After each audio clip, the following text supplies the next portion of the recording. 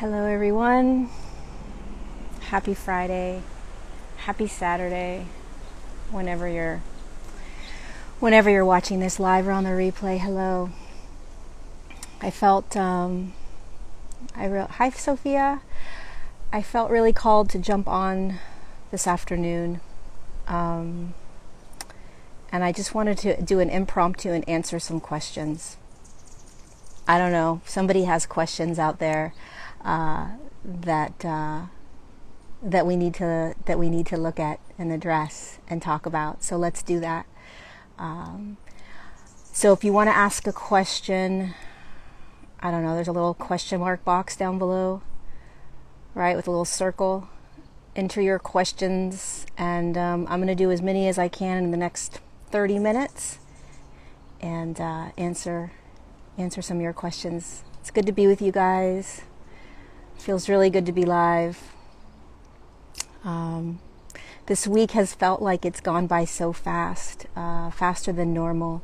Time is definitely warping or merging or collapsing. I guess you should say, I guess the way time works is it collapses, right? It speeds up and collapses. So anyway, I love you guys. Thanks for being here, and let's get to some questions. Down below, enter your questions, and I will I'll get to them. It's good to be here with you guys. All right, one sec.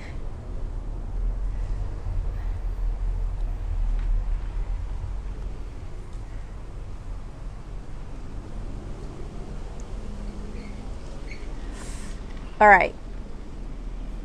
Faith Tucker.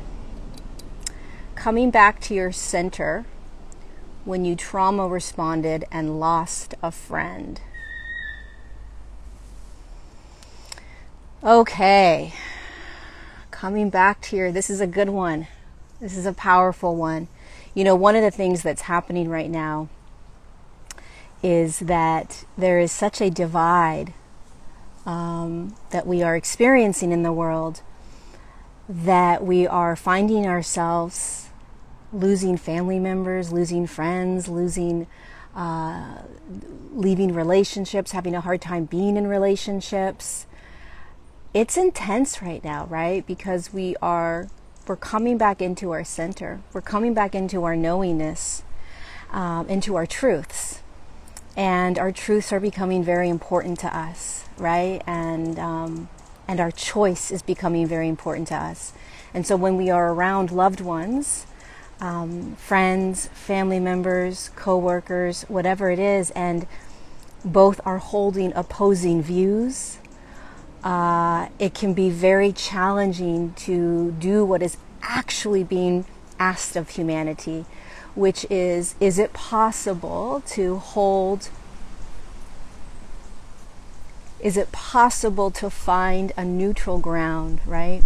Do we have to separate? Do we have to depart? Do we have to no longer be friends because we are holding opposing views? The answer is no. Of course we can try to unite. That's what this is all about. That's what this massive evolution in human consciousness is about. It's not about perpetuating a divide, right? It's not about continuing to hamster wheel this, you think this way, I think this way, and therefore we can't be friends anymore. We're being asked to do the opposite, which is, wow, you hold a really strong, firm stance on something, and I hold a really strong, firm stance on something. Welcome to the third dimension. It's called duality. It's called polarity. We're going to have opposing views. But the piece that is so super important right now is, how do I allow somebody else to hold an opposing view and vice versa without dividing, without creating judgment, expectation, etc., etc. So to get back to your question, Faith Tucker, I kind of went on a tangent, but coming back to your center when you trauma responded. I mean, I guess the question is it feels like you're holding the responsibility of losing a friend because of some sort of response or trigger that you had. And it sounds like you're feeling guilty, or you're holding the responsibility for how your friend responded. So one of the things that we have to look at when we are in relationship with others is that we are not responsible for how somebody else responds. Okay? So if you responded from a triggered place, that's your responsibility, right? You responded with from a triggered space. Maybe you lashed out, maybe you called them a name, maybe you told them certain things that you didn't mean to, right? But you take ownership of that. How your friend responds is her or his responsibility, not yours. Meaning you are not responsible for the entire interaction. There are two players. I'll give you an example.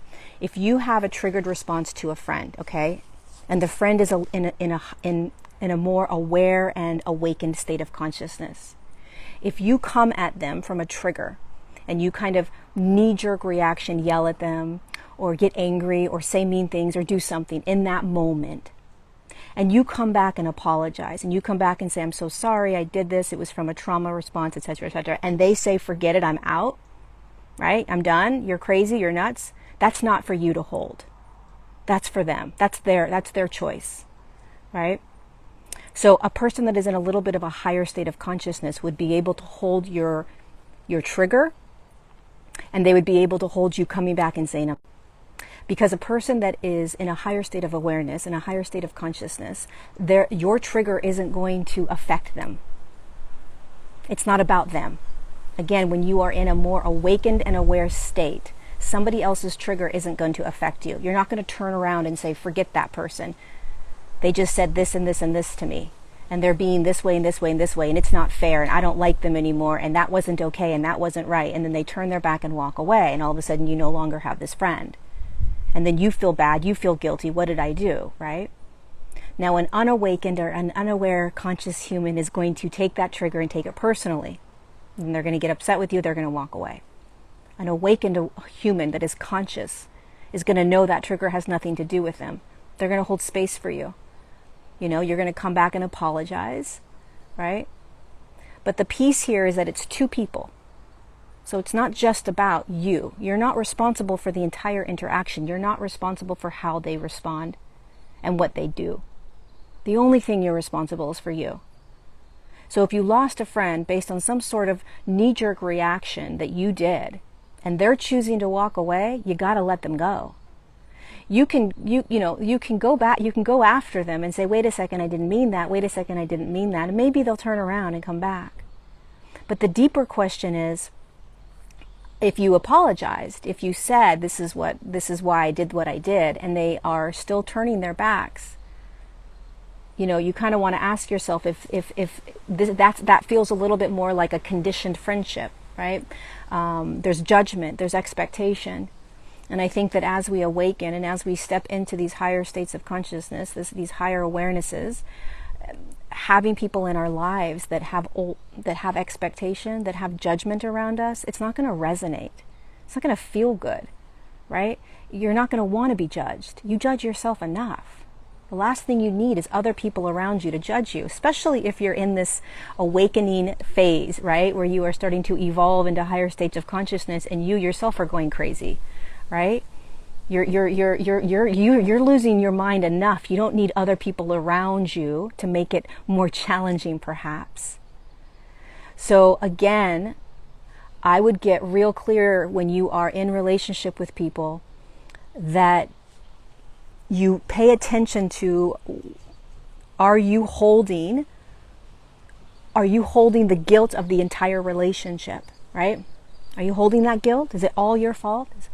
Right? When you're in a codependent relationship, when you're in a narcissistic, abusive relationship, it's all going to be your fault. Everything's your fault, right? All of it. And you're going to feel guilty. So one of the reasons that friendships leave or relationships part ways is because the frequency has shifted between the two of you. One of you may be moving into these higher states and another isn't. And so for you to be able to come clean and say that was a triggered response, I'm so sorry, and then they say, I don't even know what you mean, that was ridiculous, that was uncalled for, I'm out, okay? You're out. You know, it's really, really challenging, and it's also very, very interesting that one of the things we experience in this evolution in consciousness is this separation or losing people in our lives, right? It's almost like, wow, really? This is part of the process. This is what we start to go through. And the reason for it, one of the reasons for it, is because not everyone is. Everything is frequency, right? You guys, everything is energy. Your energy, right now, as you're sitting here listening to this, it's an energetic exchange. Everything is an energetic exchange. And so when you're in an interaction with another human, it's an energetic exchange. And the more you recognize that, the more you're not taking anything personally. It's all energy. It has nothing to do with me. This person's experienced something in their energetic field. And during this exchange, this is what it looks like and sounds like and feels like. The only thing I'm responsible is for me and my energy and how I react and respond to that individual. But when you start shifting into higher frequencies, when you start holding higher frequencies in your body, right? You start moving into, anchoring down higher frequencies. Then when you have interactions with other people, the same people, but a year later, right? 6 months later, 2 months later, there's going to be a different resonance, a different energetic exchange. It's not going to feel as comfortable, maybe. You're not gonna resonate with what they're saying any longer. You're gonna kind of want to walk away, perhaps, or you're just gonna stay silent. Maybe there's an aspect of you that starts to argue a little bit, and there's this weird feeling of like, wait a second, this is like my best friend, or this is my lover, my partner, etc., etc. It's a frequency game. It's a frequency game. And when you start recognizing that it's a frequency game, then you don't take it personally. Because a frequency that a person holds, their signature, their energetic signature, their frequency is going to dictate their reality. It's going to dictate the lens they're using to see the world. Your lens is unique. The way you see the world is unique. It's yours and yours alone. And for us to walk around and say everybody needs to see the same way I do is asinine and crazy. And for us to not understand that there's 8 billion people on the planet, and many of those aren't going to hold the same lens, the same reality. And somehow in this world that we live in, we are creating a divide between this when it's very natural to not see things the same way. It's very natural to hold a different lens with a different reality. It's natural. We live in a large spectrum of consciousness in the third dimension. It's impossible for every single human to have the same lens and the same reality. So what's the problem? Half the people in the world want to do one thing, half the people want to do another, 3/4 of the people want to do one thing, and a third. That's part of this human collective, filled with 8 billion human bodies, each with their own individual frequency. And we think, and we expect everyone to follow the same tune, to force your frequency into somebody else's frequency. Because that's what you're doing when you try to fit yourself into somebody else's reality or somebody else's lens. It's suffocating. It's a suffocation. It's a denial of who you are. It's a denial of your frequency, your unique divine signature that is energy that is inside your body. It's yours and yours alone. You speak it, you feel it, you hear it, it's yours, no one else's. But what's happened is that we have been coerced and conditioned, controlled, programmed to follow sort of the narratives, the populace, right? What's everyone else doing? And so we've ignored for so long our unique, powerful, beautiful, sovereign, energetic signature. You, the aspect of you, your soul, your spirit, your light, to fit in. We are conditioned and programmed to fit in from a very young age, right? And so here we are, stepping out of waking up. Let's call it waking up, not stepping out. Waking up, right? Opening our eyes, clearing off all the stuff that was creating some sort of illusion around who you are.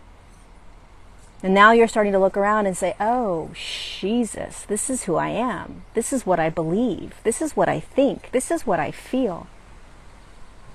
Then you start to talk about it, and then you get what's it called? Lashing back, right? Kickback, whatever that word is. Because you're not holding the same lens in reality as somebody else. And because that somebody else isn't confident in their own energetic signature, because perhaps it's not really their signature that they're listening to, perhaps they're listening to somebody else's signature. And they want you to follow them so that they don't feel so out of ordinary. Because perhaps they're not actually following their signature. But they're following maybe a herd. Maybe they're following like the larger populace. So that's what's happening to us. And again, this is about understanding, learning, practicing you, being you. And isn't that ironic and a little bit odd that like we're learning how to be us? We are learning how to be who we have always been. We're learning how to speak our truth. We're learning how to trust and know what is ours, what is our yes, what is our no. Right? Because when you start awakening, when you start evolving into higher states of consciousness, one of the things that also happens in this process is that you get really confused. You're like, wait a second, what do I believe? Wait a second, what is my truth? Wait, hold on a second. Is this a yes for me? Is this a no for me? Because what's happening is you're turning on, you're coming online. You're becoming more energetic, meaning you're feeling yourself more energetically. You're starting to pay attention and observe all your thoughts, right? You're observing all your beliefs now, and then it becomes it's like you stepped into a movie theater and there's 17 screens playing all at the same time. And you're like, OMG, I don't know where to look. I don't know which movie screen do I look at, right? It becomes really chaotic almost when you start really waking up. It gets loud. And you can sometimes feel even more off center because it's teaching you how to become centered, how to become aligned, how to move into this place, which is your body, which is where your signature, where your energetic signature is, where your resonance is, where your light is, where it all is. It's right in here, right? And so when we do this, it gets louder. We have a hard time we have a hard time figuring out what is my yes, right? What is my no? And then when you really got it, when it's solidified, right? You're in, you're like, this is my absolute knowingness. This is it. This is my yes. This is my truth. Right? And then you start to go out and speak it, right? Then what happens? You get people that are like, why are you doing this? Quiet, don't speak, etc., etc., etc. For whatever reason they're doing that. Or you start meeting people that are in the same frequency as you, the same like-minded space as you, right? And then you don't feel so crazy. Because you're finally stepping into your light. You're finally stepping into your resonance. You're finally stepping into you. So it takes practice, right? It takes practice going back and forth, wobbling around, feeling all the emotion, looking at all your different beliefs, watching all your thoughts roam through, watching relationships crumble, right? It's craziness evolving. But the biggest, a really powerful message that came in today, I was going to do a video, but I just came on live instead. A really strong message that came in today was that a lot of us are having a hard time trusting our yeses or our nos, trusting it and knowing that it is a yes, right? That solidified absolute knowingness that this is my yes or that this is my no. And no matter what somebody says or what I hear or what thoughts go through my head or what beliefs go through my mind, I am in with this yes. I am in with this no, meaning it is my truth. It's my answer. And when you are connected and aligned right into your resonance, your energy, your spirit, your soul, when you're in and you know your answer, you know that it's a yes for you, or you know that it's a no for you, it doesn't matter what beliefs you hold. It doesn't matter what thoughts you have. It doesn't matter what somebody else needs or wants. It's an absolute for you. And so a decision is made from that place. And sometimes it takes us going back and forth, back and forth, back and forth until we click in. And then nothing can deter us from that yes, right? Like an example would be you're in a relationship with somebody for 5, 6, 7 years. And after about year 3, you're like, shoot, ouch, I think I need to exit this relationship now. It doesn't feel right anymore. And so there's this yes of leaving, but then somehow you start thinking about it and you're going to miss the individual, you're afraid of certain things, there's these beliefs that come in, there's thoughts that come in, your partner pulls you back in, right? And so deep down in your absolute knowingness, you know it's time to leave, okay? It's a yes. That's your signature, that's your resonance.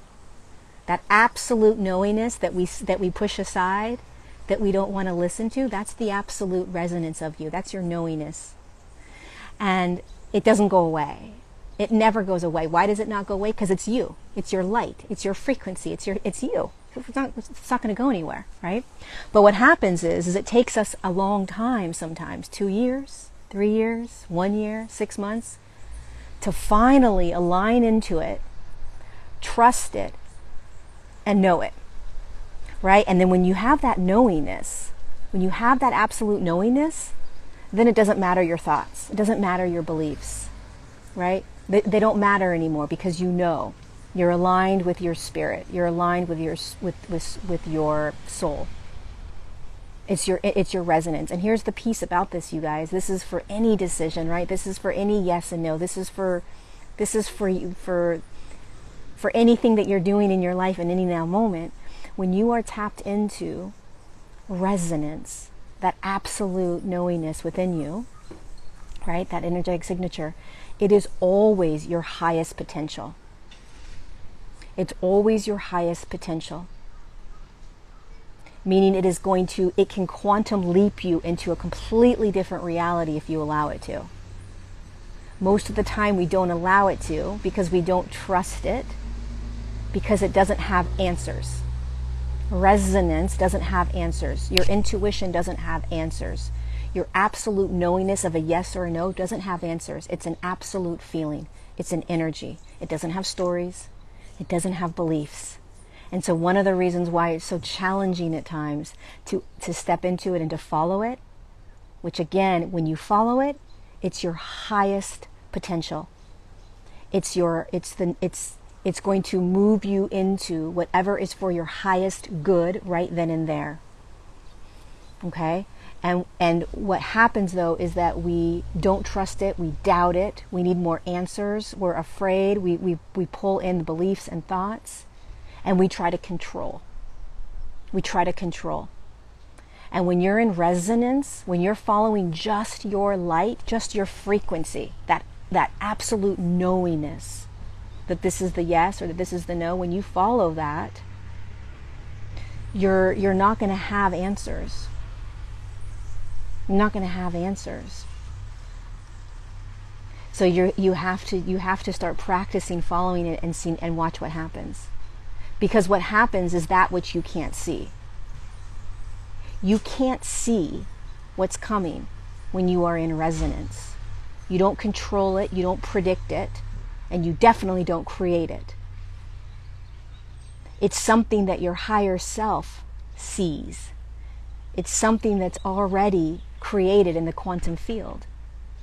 And if we try to control and create it and literally drive ourselves to it, there's going to be all these detours, right? No big deal. All these detours though.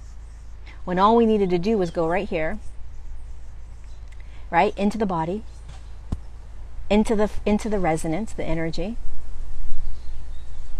trusting it, first of all, feeling it, which is practice. Practice feeling, practice feeling, practice feeling. And then you start recognizing that you have to let go of everything that you've tried to do, every control mechanism that you have, all of that. All of it. You have to let it all go. It's baby steps, though. It's baby steps. But the first thing you want to do is really start to get clear on your yes, right? Get clear on your no's. Okay, let's do another question.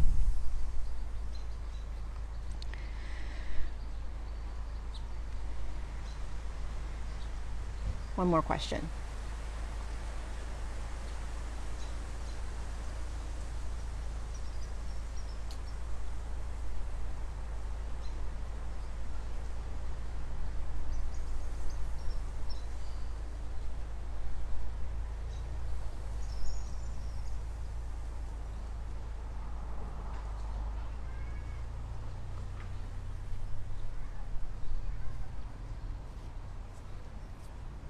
How do you feel your resonance? It's a good question. So your resonance, I'll answer this next question, Jules, in a second. How do you feel your resonance? So it's a feeling, but it's not an emotion feeling. Okay? And it's like a guttural instinct or an intuition. It's a pull. It's an energetic pull.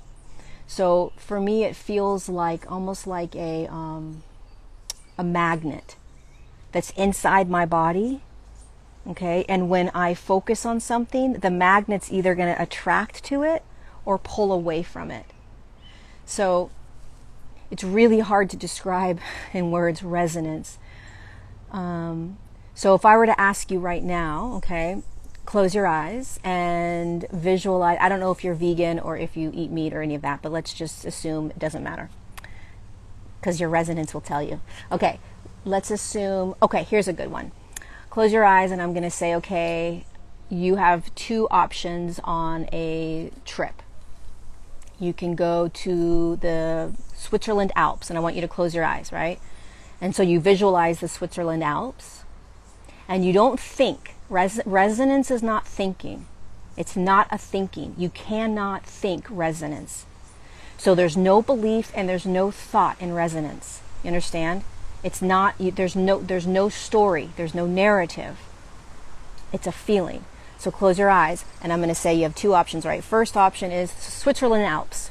Okay, with your eyes closed or even with your eyes open, but when you close your eyes, you can feel it a little bit more. What does that feel like? Feel it, like see yourself there, cold. What's the resonance to it? Like, okay. And then I'm going to say, okay, now a beautiful Mediterranean island with turquoise blue water, right? And then feel in your body, eyes are closed, you're kind of moving that radar over to that, right? And you're feeling yourself there. There's going to be one where that magnet is going to feel more pulled. There's going to feel a pull to one or the other, feeling wise, right? Not thought wise. So that's how you can start very basically feeling resonance, right? Even with food, it's very simple with food, right? When you are making decisions based on food, you're following resonance. Okay? When you are making decisions about whether you want to go hang out with someone or not, move into resonance, right? So you say to yourself when you're about to, go and hang out with somebody, what does it feel like if I were to go hang out with them? And imagine like there is a I keep forgetting this word, magnet. There's a magnet that goes to that person, right? Going and hanging out with that person or staying at home. What's the magnet doing? Does it feel more pulled to the person or does it feel more pulled to staying at home? It's the best way to describe it. It's a feeling. So you want to pay attention to thoughts and beliefs that are going to pull you out of the resonance. And also the resonance, it never makes sense. And many times your head will tell you otherwise, right? Your head's going to tell you what you should do, what you need to do, what's the right thing to do, that kind of thing, right? That's very common. Resonance doesn't care about the right thing to do, right? Your signature doesn't care about the rules of this world. It doesn't care about duality. It doesn't care about polarity. Your resonance is literally, all your resonance cares about is moving you, continuing to pull you into higher aspects of you, higher abilities for you, higher experiences, meaning more expanded, more joy, more peace, more love, more connection. That's what resonance is going to be doing for you over and over and over again. Okay, is it normal to feel drained, and is there anything I can do to help it? Jules Aesthetics. Jules Aesthetics. Okay.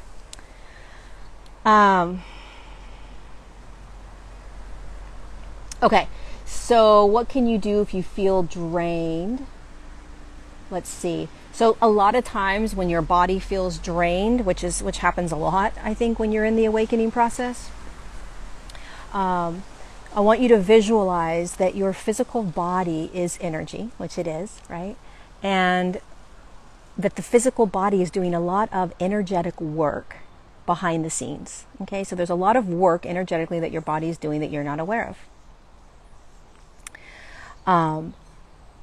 Hold on one second.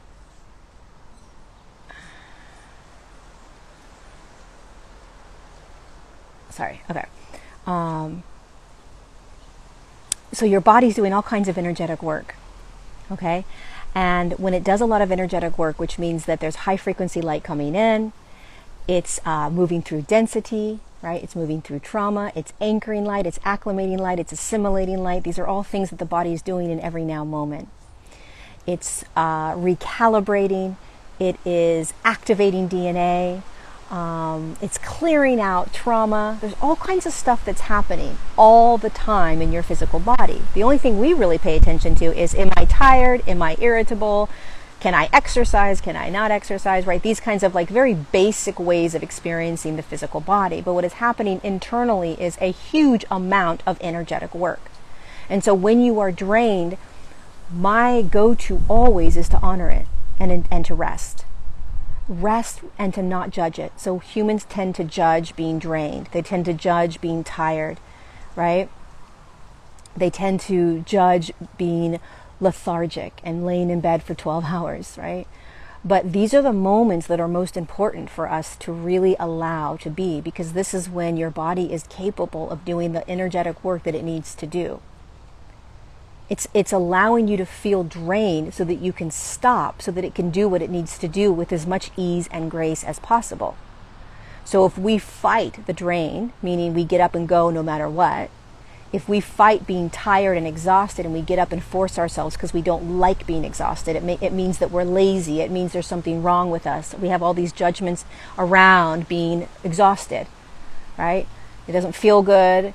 Unproductive, whatever the thoughts, whatever the labels are that you give yourself. What you don't understand from a much higher perspective on an energetic level, there is a lot of work that your body is receiving at that moment. There's a lot of work being done. And why are we not honoring that? Why are we not saying, I will go lay down at 2:00. I will rest. I will sleep, if you have the ability to. Not everyone does, right? A lot of you are very busy and you have family and a career and all of these other things happening. But if you have the ability to rest when you feel drained and exhausted, lethargic, that's what your body's asking of you. You see, this is how your body communicates to you. Your body is alive. It's an energetic aspect of you. It's a mechanism all of its own. It is the aspect of you that is moving you into these higher dimensional realms. It's the vehicle that's taking you there. You being the higher consciousness. Your higher consciousness is inside this physical form. This physical form is a consciousness of its own. It is light, and it is learning how to acclimate, assimilate, and anchor high frequency light to move you, the higher consciousness, into higher dimensional realms. It's exhausting for the body.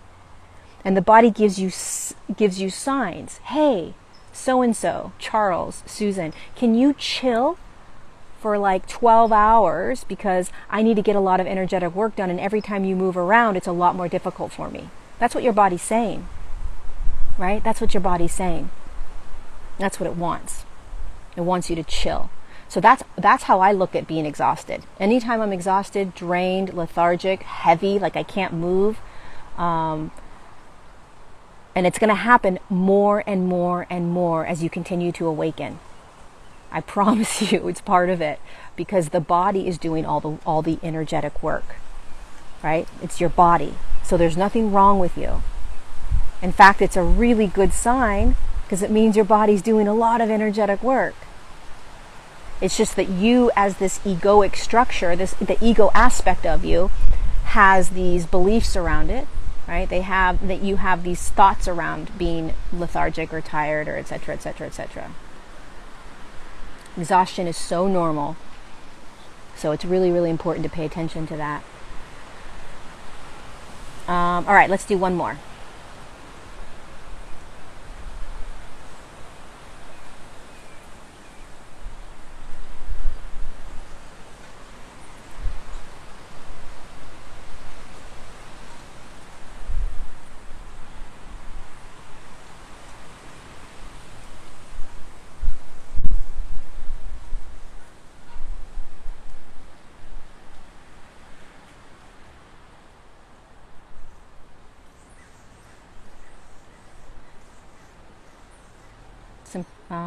I can't read a lot of these.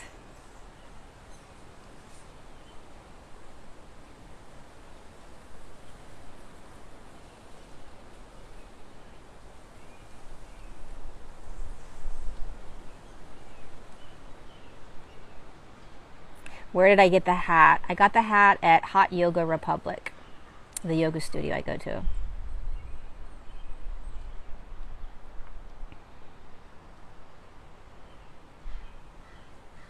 Hot Yoga Republic. What's going on with the third chakra at the moment? So the third chakra is where there's many things happening with the third chakra. So it's your power point. It's your power. It's when I was just talking about resonance, right? The resonance. When you tap into your intuition, when you tap into your resonance, your absolute knowingness, your yes, your no, it's in that energy center. It's where your power is. It's where your knowingness is. It's where that radar is, or that, here it goes again, I can't think of that word, whatever that is that connects to something, you know what I'm talking about. That's where it is. It's right here in that center. So that center is being awakened. It is activating. It is opening up. It's asking you to pay attention to it. You move yourself into that third energy center, right?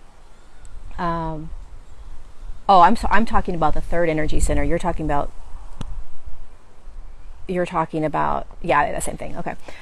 So if you think about it, it's where, if you move yourself into the awareness of that third energy center, okay, the solar plexus, you will feel your absolute knowingness. You'll feel it. But you've got to bring your awareness into it. You got to bring your focus into it. You got to bring your breath into it. You got to move yourself there. But it's almost like when you are walking around, right? Your eyes are here, so you're feeling yourself kind of like up here, but your energetic beingness is in that center, right? It's in that center.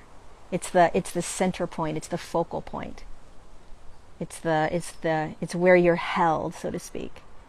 Yeah, you've got the fourth energy center, which is the heart, and when you open that up, you feel all these things, but you don't typically stay in that space as an energetic being. It's more in that third center, third energy center. All right, one more.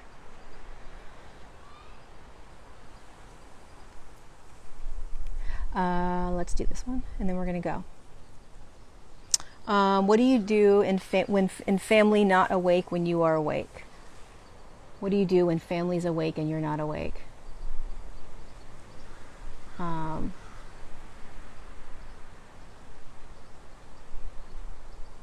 This is what to do when family is awake and you're not awake. There's nothing to do. There's nothing to do. So you don't do anything, right? This is part of the evolution in human consciousness. We've got 8 billion humans on the planet, and everybody is holding a different frequency. And if you focus on your own individual awakening, right, and not on anyone else's awakening, you're going to be fine. What happens is that the awakened human starts to focus on all these other humans that aren't awake, and they try to awaken them, right? And then there's a suffering and a struggle that happens when you try to awaken someone. You can't awaken anyone, really. You want to really focus on your own personal process, because when you are focused on you, that vibrates or pulsates out to the rest of humanity. When you are focused on trying to do something, then there's going to be an attachment. And when there is an attachment, there's an expectation. When there's an expectation, there's always suffering and struggle. You have to let everyone else go through their process of staying asleep or staying awake. Let them choose. They have free will. They don't have to come along with you. And you don't have to come along with them. It's not going to be comfortable, maybe. But why do they have to come along with you if they don't want to? Right? What if they're happy being in the state that they're in? They may just be quite happy with where they're at. They don't have to be where you are. And so when you start awakening and others around you aren't, the easiest way through is to allow them to just be who they are. Let them believe what they believe. Let them think what they think. Now, it becomes more complex when you have a family of children and you are making decisions for your children, and both have opposing views. That's a different conversation. That's a more complicated conversation. And that's a conversation for those two individuals to have on their own, right? But in terms of just the general population that you're with, your friends and family, etc., the easiest way through this, you guys, is to let everybody have their experience. As long as you are standing in your truth and standing in your light, remembering how to be authentic and raw and vulnerable in you, opening your heart more and more, having more and more compassion, more love, you're going to find yourself not wanting to change anyone. You're going to find yourself knowing that the awakening process is a trickle-down effect. It's a trickle-down, meaning I want you to imagine the awakening process with humanity like dominoes. I was explaining this to a friend of mine yesterday, okay? It's like dominoes. Your frequency, let's just say your frequency, you're awakened, meaning that you are aware of who you are, you're aware of your thoughts, you're aware of your beliefs, you're aware of choice, you're aware of light, you're aware of all these things, right? You're awakening. Let's say your frequency is a 3.9, okay? The domino effect of the evolution is like this. You're a 3.9. And you start to speak truth, you start to do you, you be you more and more, and there's people around you that are at a 3.8 or 3.7. If they are still somewhat asleep, let's just say, they're not quite aware of who they are, they're not quite observing themselves, they're not quite doing, they're not quite aware of trauma, etc., etc. They're not choosing, they're still in victimhood, but they're at a 3.8, 3.7. You as a 3.9, when you start to pulsate out your frequency and your knowingness, it's going to hit them. And because they're closer to you in frequency, they may awaken. It may activate something in them. Okay? It may activate something in them. Now, but domino effect. Okay? You've got somebody at a 3.3. Okay? And you speak a truth. Okay, you're at a 3.9, you speak a truth, they're at a 3.3, it's not going to hit them. It's a lost cause, you're wasting your energy. That's why we have arguments that go nowhere. Because you're trying to convince somebody of your belief that's held in a 3.9 frequency with another human 7 dominoes down at a 3.3 in a totally different frequency.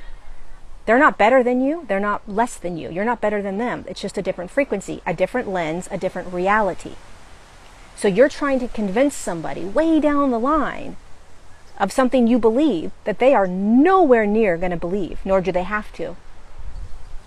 So this trickle down effect is when you try to awaken people that are adamant in their beliefs, it's a real tiring process. You're trying to attach and expect something. What we do is we just be us. We just speak. We just do you. You just do you. That's all you have to do. And the trickle down effect will start to, the dominoes will hit. So the 3.8 person may start to awaken and say something that may activate the 3.7. 3.7 person may start to activate a little bit, and maybe they say something that activates the 3.6, right?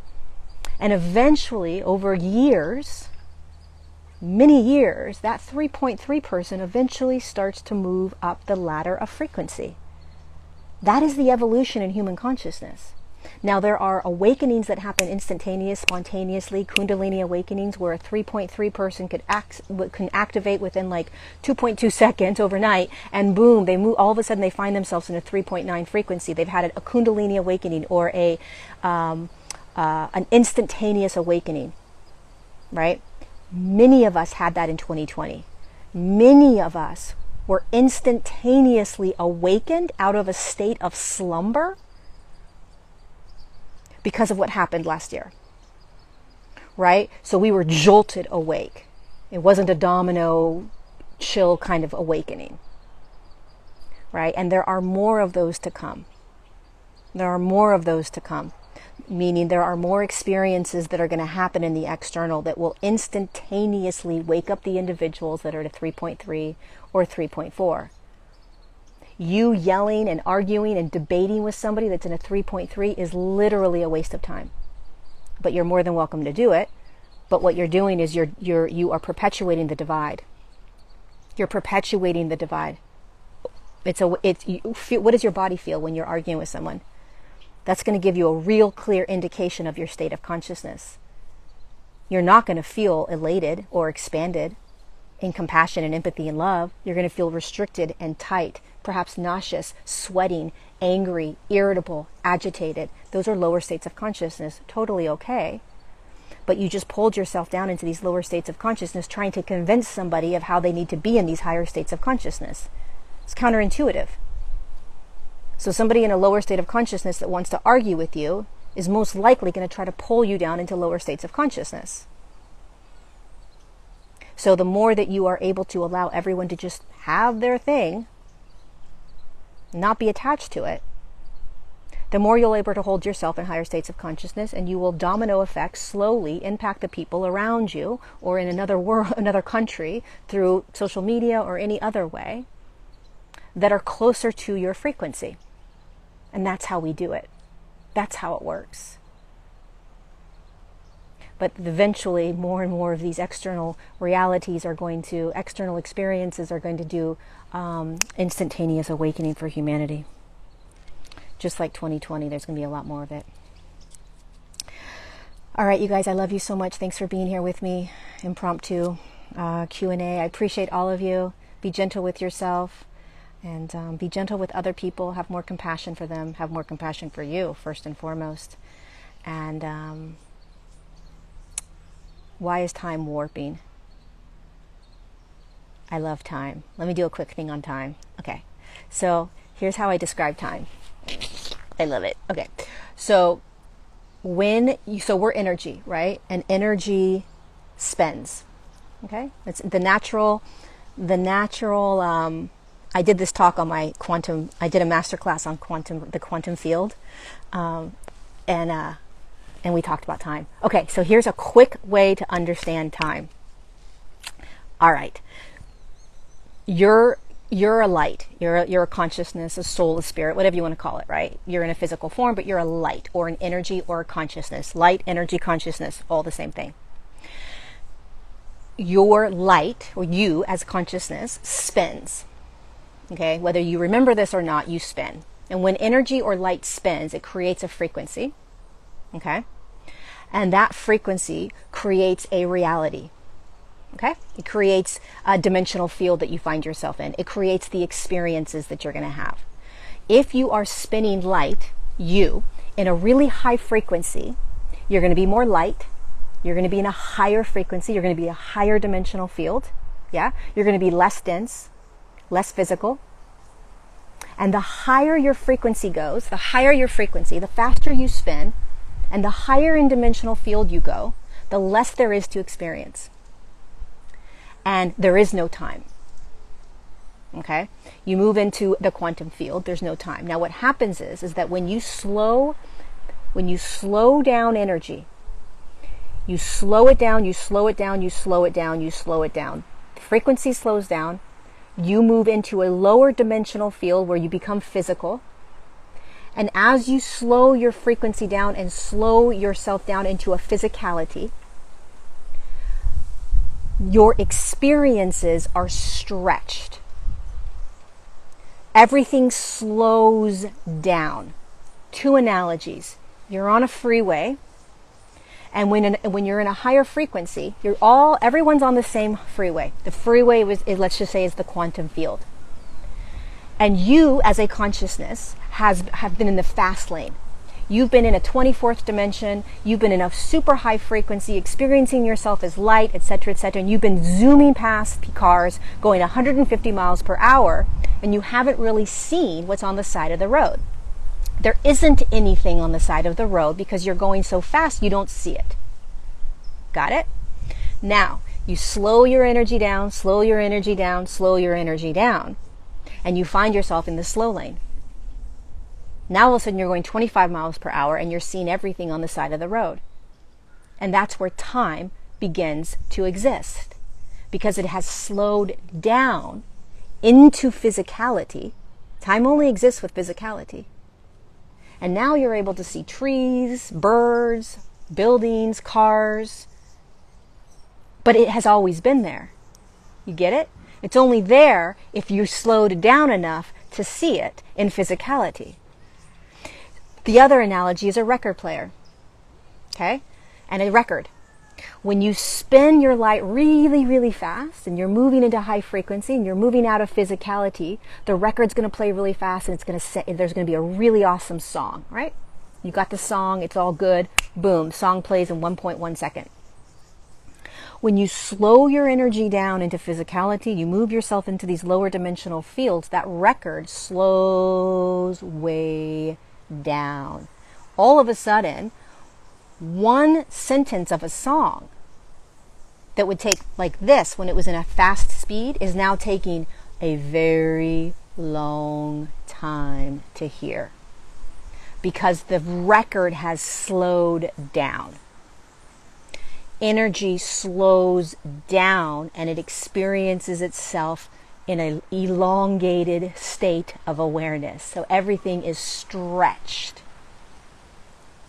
And all of a sudden, what could take a now moment is now taking 6 months in time.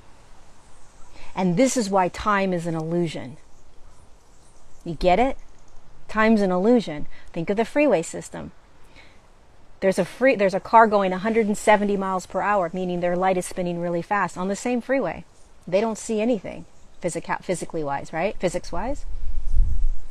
You slow yourself down enough, all of a sudden you are so slow that you're seeing all these things.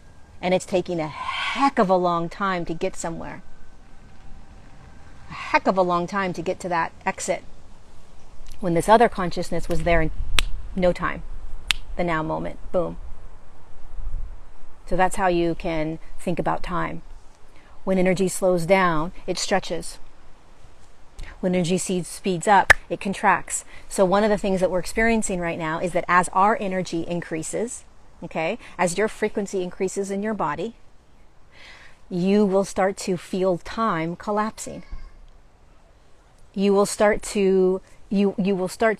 bend. It's like, wait, what happened to time? One day it was Monday, now it's Friday, and I seriously can't remember the days in between. What happened to those days? It collapsed. It squeezed in.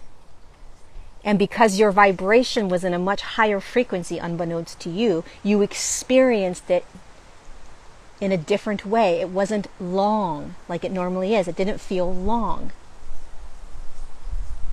Eventually, time will disappear completely. But again, time only exists with physicality. So as soon as you are out of physicality, you won't experience time anymore. And physicality exists up until around the 8th dimension. And once you move past the 8th dimension, there isn't a physicality. It's literally just light.